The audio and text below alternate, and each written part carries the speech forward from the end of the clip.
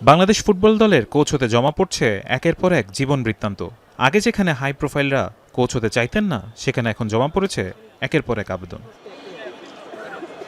বাফুফের technical কমিটির তথ্য মতে জাতীয় দল, বয়সভিত্তিক এবং গোলরক্ষক কোচ সব মিলিয়ে প্রত্যাশার চেয়েও বেশি আবেদন জমা পড়েছে। এখন পর্যন্ত ৩ শতাধিক কোচ তাদের জীবন বৃত্তান্ত জমা দিয়েছেন অনলাইনে।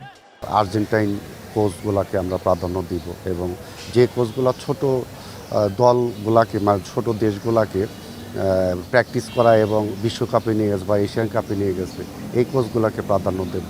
আমরা শর্ট লিস্ট করার পর, আমরা স্কুটিং করার পর এই টোটাল শর্ট লিস্টটা আমরা হলো ন্যাশনাল ম্যানেজমেন্ট কমিটি দেব। ওনারা একটা কমিটি থাকবে, সেখানে বাছাই করে সিদ্ধান্ত নেবে। শুধু জাতীয় দলের প্রধান কোচ নয়, বয়সভিত্তিক দলের জন্য প্রায় ১০০ এবং গোলরক্ষক কোচের জন্য প্রায় ৪০ জন আবেদন করেছেন। তবে আবেদনকারীদের মধ্যে কোনো বড় চমক আছে কিনা তা এখনই নিশ্চিত নয়। সাইদ হাসান কানুন জানালেন, তার লক্ষ্য থাকবে কোচরা বাংলাদেশি ফুটবলারদের সাথে কতটুকু মানিয়ে নিতে পারে সেদিকে বিশেষ গুরুত্ব দিবেন তিনি।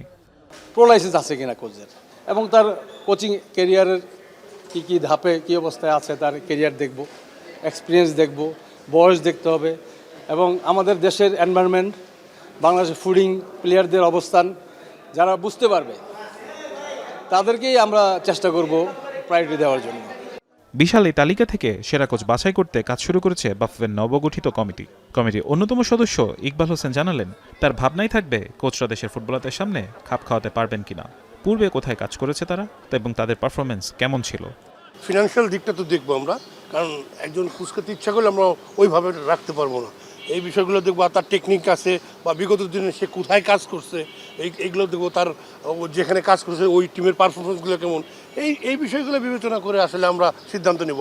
পুরো প্রক্রিয়াটি তদারকি করছেন বাফুফের সভাপতি তাবিদ আওয়াল, যেখানে লক্ষ্য একটাই, জাতীয় দলের জন্য যোগ্য ও অভিজ্ঞ কোচ নিশ্চিত করা।